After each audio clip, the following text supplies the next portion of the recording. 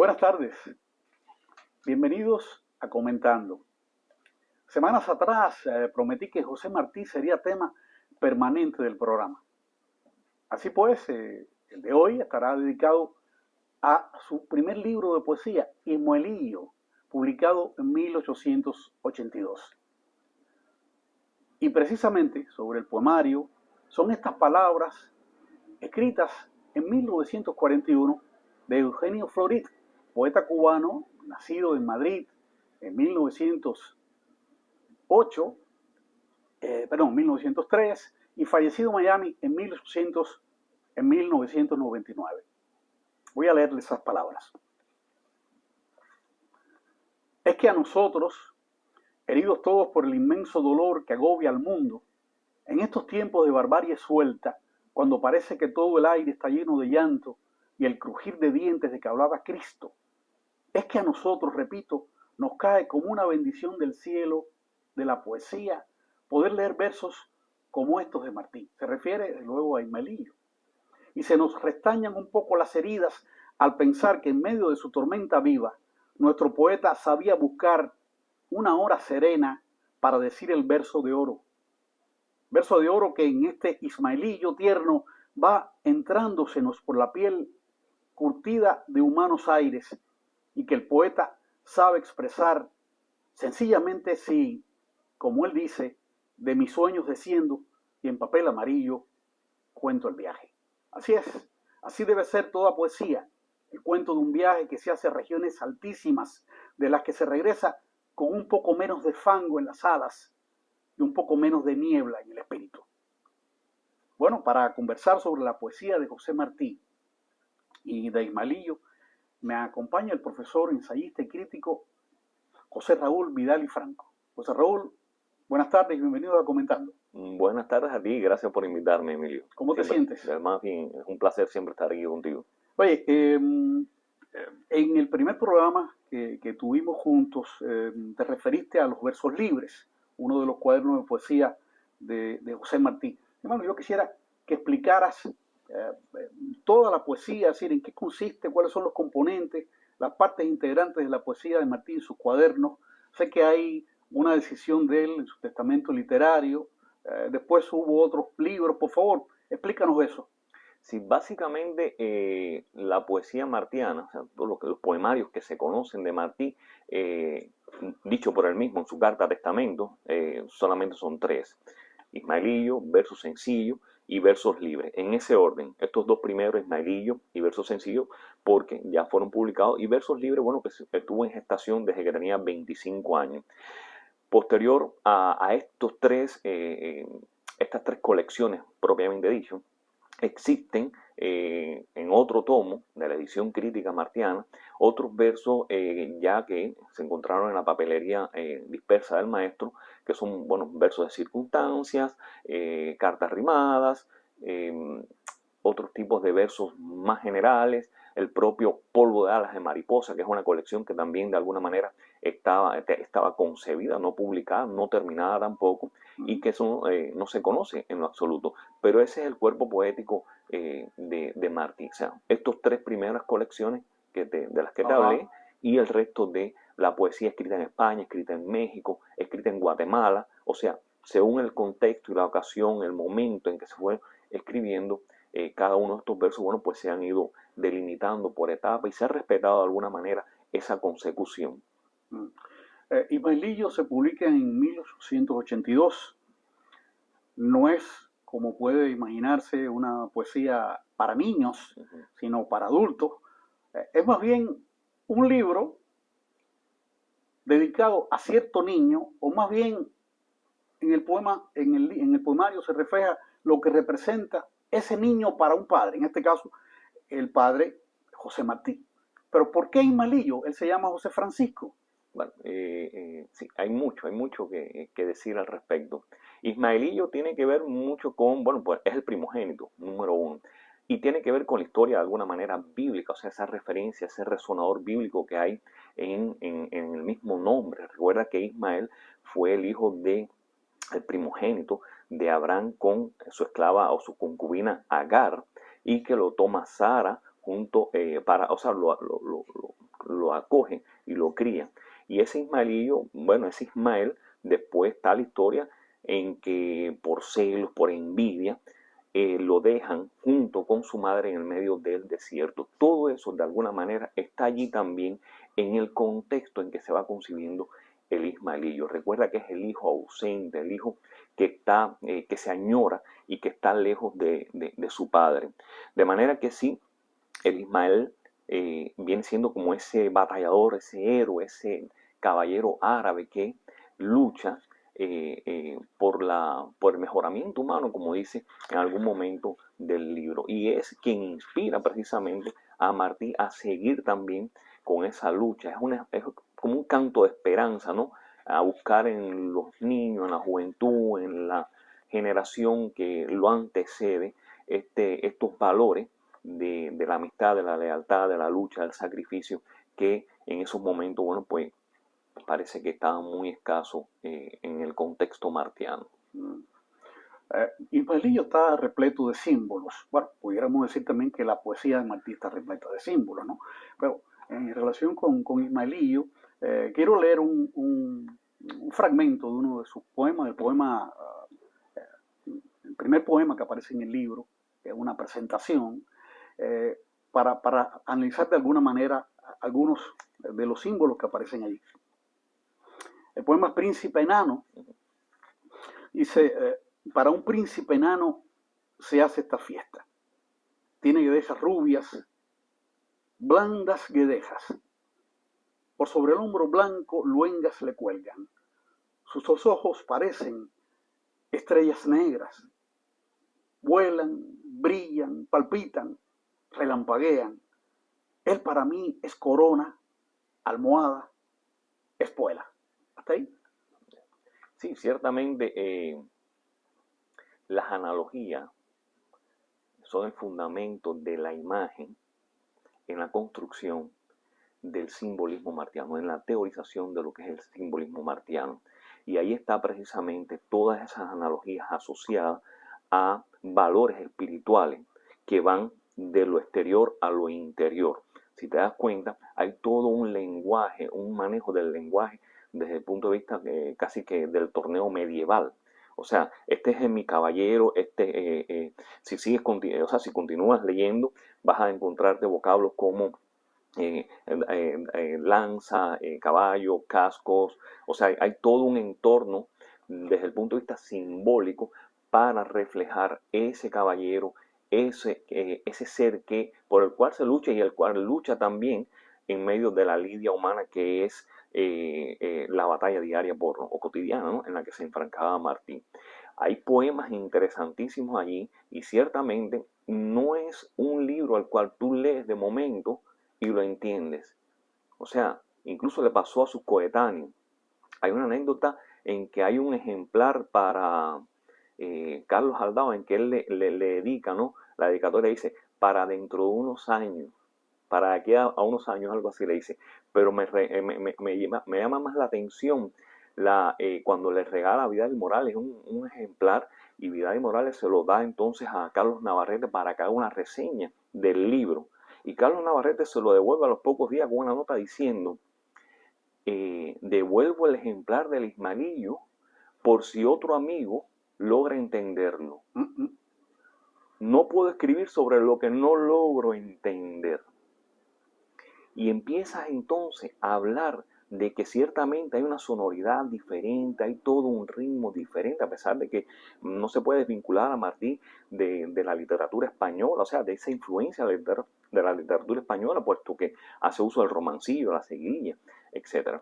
Pero llega al punto de que esa primera lectura siempre es un poco enrevesada. Martí a veces hay que enderezarle la frase para poder entender qué dijo. Y este hombre, Carlos Navarrete, termina su comentario en la nota diciendo algo así, habrá poesía de incomprensión, algo así, no recuerdo cuál es la palabra que elige en esos momentos, pero llega incluso a comparar a Martí con el Wagner literario. Estamos hablando del Wagner, el dios, el músico de los simbolistas, del Parnaso europeo. De manera que ese ese manejo del lenguaje, ese manejo del símbolo que está ahí en el libro y que tiene que ver con todo lo que es las bajas pasiones y las virtudes, un enfrentamiento diario al cual él le está mostrando al hijo cómo sobrevivir, y es el hijo precisamente, igual que el caballero andante aquel, igual que el caballero del medioevo, el que le da las fuerzas nuevas. Es ahí donde recurre todos los días a buscar fuerzas, a reponerse para la lidia que va a ser al día siguiente. De manera que toda la simbología está en función de estos contextos, ¿no? de estos conceptos y valores. A propósito, sí, a mí me ha pasado, no es primera vez que leo o releo el Ismaelillo y siempre descubro, no me había dado cuenta de esto, Sí. pero esta frase, este verso, pero quiero detenerme en esto para que nos lo explique. Él para mí es corona. ¿Por qué? Almohada, espuela. ¿Qué significa? Eso precisamente es el que corona, espuela, almohada. Bueno, almohada porque es el refugio, número uno. Corona es su caballero, su hijo, su primogénito. Espuela porque es el que gracias a él se inspira para poder sobrevivir la batalla diaria. Fíjate que en ese poema, no sé si es ahí mismo en uno de ellos, Tábano Fiero, creo que es uno de los poemas más insignes de la colección, habla incluso de los 7 pecados capitales. O sea, está hablando de la lujuria, de la desdentada envidia, fíjate, del orgullo, el falso orgullo. No habla de, digamos, de la gula, no habla de la pereza, sí, de alguna manera está implícita allí también.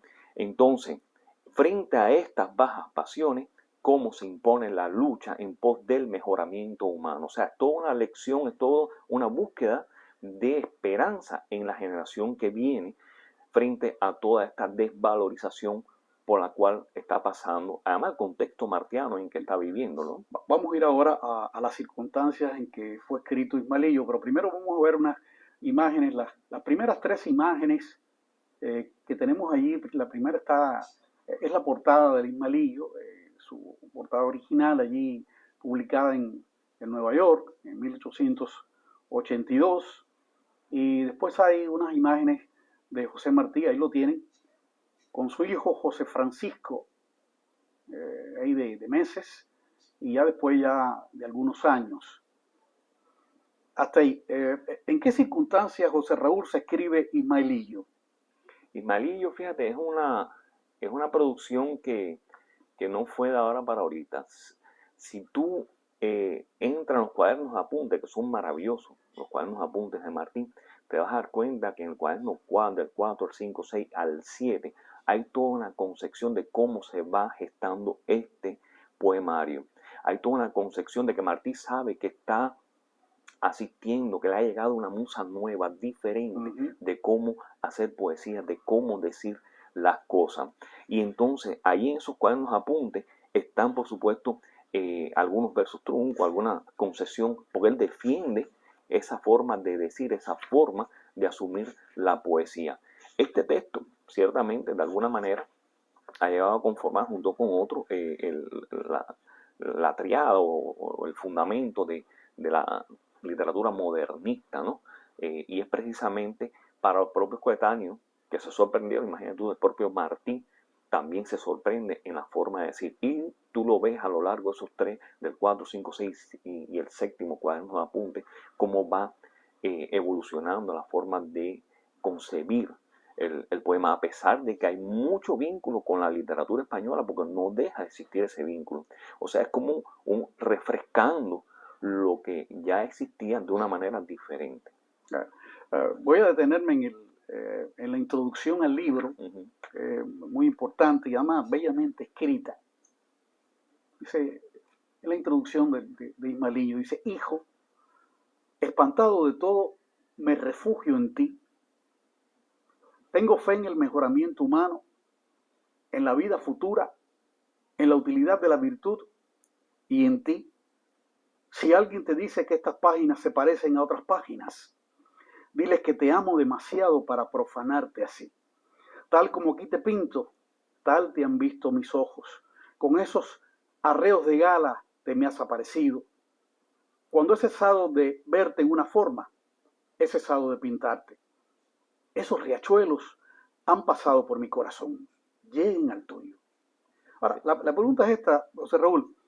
Espantado de todo, me refugio en ti. ¿De qué está espantado José Martí? Bueno, de lo que habla después en el texto, ¿no? En los textos de esto que te estaba mencionando ahorita, de las bajas pasiones. Martí estuvo rodeado de lodo humano y en su lucha por la independencia de Cuba, por organizar la guerra, tuvo que luchar no solamente contra enemigos externos, sino también con amigos que no veían muy bien su gestión. Además, en un momento, te digo sinceramente, en que en el año 82, cuando ya está publicado este poemario, Martí era un desconocido en Estados Unidos. O sea, sí, se conocía en América, en los periódicos en los que había escrito, pero aquí en Estados Unidos, en la comunidad cubana, era prácticamente un desconocido. Incluso cuando tiene la desavenencia con Gómez y Maceo en el 84, también era un desconocido. O sea, es uno más de los que podía estar allí. Después, bueno, la historia va encauzándose de otra manera. Pero el espantado de todo me refugio en ti se refiere precisamente a esas bajas pasiones del ser humano que veía a diario en todo lo que le rodeaba. Estamos hablando, y lo dice allí claramente, de la envidia, de la soberbia, de la lujuria, de todas estas cosas que forman parte de la sociedad en que vivía, y sobre todo en el Nueva York de la época. De manera hay también algo con la ingratitud, porque él está atravesando también una crisis personal. Es decir, aquí se dan dos crisis. La crisis, digamos, que tiene que ver con su lucha política y con las contradicciones que está afrontando, y también su crisis existencial con su esposa, ¿no? Claro, no tiene al hijo al lado. No tiene al hijo al lado, la esposa se ha llevado al hijo, está en Cuba, el niño lo añora, le echa de menos, y ciertamente a veces se habla de que Carmen Sáenz Bazán no estuvo a su altura. Ajá. Y la verdad es que, yo digo sinceramente, no todas las mujeres, no creo que todas las mujeres estén dispuestas a sacrificar a su propio hijo por ideales que realmente no ponen el pan sobre la mesa. Y yo creo que esa era una de las grandes dificultades o desavenencias que tenían con Martí, o sea, Martí con su esposa, que no había esa comprensión, porque ella piensa como madre y él está pensando como... Era muy difícil, ¿no? Era muy difícil, además, los grandes patriotas siempre han tenido estas dificultades. Claro. O sea, de difícil manera, hay una mujer que ha acompañado y que se ha sacrificado y que lo ha dejado absolutamente todo atrás en pos de que el esposo, el héroe, el caballero, bueno, pues haga su vida, su carrera en función de eso. No son todas, realmente la historia cuenta muy poco que haya existido esa congruencia. Algunos autores incluso hablan de que Martí ya estaba casado con Cuba y que por eso tenía un anillo con ese nombre incluso, ¿no? Él había hecho sus bodas con Cuba y estaba entregado a esa misión, ¿no? O sea, es que no se pueden hacer las dos cosas al mismo tiempo. Es tan simple como eso. O te dedicas de verdad a luchar por la patria o a fundar una familia. O a sufrir, como en el caso de él, ¿no? Que sufrió. Claro. Bueno, retomando en Malillo, curiosamente, este es un libro que no se hace, bueno, ya tú habías mencionado que él era desconocido, pero que él corre con los gastos de su impresión. Me imagino que ha sido una tirada muy pequeña. Y durante por lo menos 2 años tiene los libros en su poder, los va regalando poco a poco a sus amigos. Es un libro pequeño, un libro de 15 poemas nada más. Sin embargo, se ha hablado de su importancia. Según tu opinión, ¿cuál es la importancia de Ismaelillo? No, como te mencioné ahorita, el Ismaelillo viene a conformar lo que es la llamada apertura del modernismo, digamos, en Hispanoamérica. Al menos muchos autores lo establecen así. Yo creo que las definiciones y la batalla de estas cuestiones del modernismo están todavía por terminarse. Son bastante largas. El modernismo yo creo que ha escrito demasiado. Yo a Martín no lo encasillaría allí en el modernismo. Algunos dicen como precursor, como iniciador, y ciertamente hay un texto antes de Ismaelillo, que es el carácter de la revista venezolana, que lo escribe el año anterior, en el 81, donde habla hay toda una teorización de cómo se debe escribir en Hispanoamérica. Obviamente se da cuenta de que las letras en Hispanoamérica estaban un poco que estancadas, digámoslo así. Y después está el poema, el prólogo al poema del Niágara, donde sí hay toda una teorización en cuanto a lo que es la literatura modernista y cómo debe escribirse. Está Lucía Jerez, por otro lado, también, que es una novela por encargo, pero que también está cargada de todo ese manejo, ¿no? que le han llamado modernismo. Pero yo creo que Martí es mucho más que eso. Es mucho más que eso. Sí, puede haber sido el precursor, puede haber sido el fundador, no sé. A eso se lo dejo a especialistas sobre el tema de qué cosas entienden por modernismo, modernidad y qué cosas es lo moderno dentro de la poesía. Yo creo que sí, si es así, bueno, en mi entender, el modernismo nuestro viene siendo como la variante del simbolismo europeo, muy por debajo, por cierto, de los simbolistas europeos. Yo creo que hoy por hoy el único que puede competir con Mallarmé, Rimbaud, es precisamente Martí. Los demás modernistas han escrito muchos, han envejecido. No al final había que torcerle el cuello al cisne, sino desde, yo creo que casi desde la mitad desde que empezaron a escribir. De manera que es algo que todavía está por verse. Pero el libro es interesantísimo porque marca una pauta ciertamente en la forma de escribir, aunque no se desvincula de la literatura tradicional española. Ahí está el romancillo, ahí está la seguidilla, ahí está la forma del vocabulario. Ahora, en cómo está concebido, cómo está eso delimitado, puesto en cada lugar, ya es otra cosa diferente. Además, está el tema de el compromiso. Martí estaba muy preocupado por el tema de ser conocido por sus versos antes de que por sus acciones. Yo quiero ser un poeta en actos, es lo que decía en su momento al respecto. Ya. Sí, para complementar lo que dice, por ejemplo, tengo aquí la opinión de Cinto Vitier, que es un destacado especialista en el tema, que dice que Ignalillo es el origen de la poesía moderna. Es algo diferente. Algo diferente. La poesía moderna. Y está también la opinión de Eugenio Florit, cuyas palabras iniciaron este programa, que señala a Martí como un poeta de transición, ¿no? Él habla de que él le toca el ocaso del romanticismo, y la aurora del modernismo. Esa es la opinión de Eugenio Florit. Ahora, hablábamos antes, hace un rato, de si existían antecedentes de libros, de poemas dedicados a un hijo o a una hija. Yo no los conozco. A mí me parece que Martí es un hombre de una sensibilidad extraordinaria, ¿no? Una sensibilidad excepcional.